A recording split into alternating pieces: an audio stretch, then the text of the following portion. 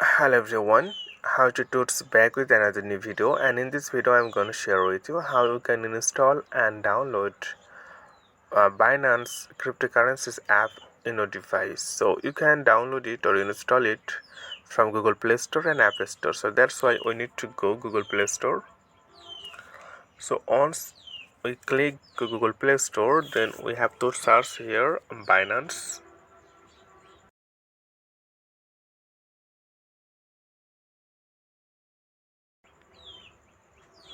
We have to search here Binance,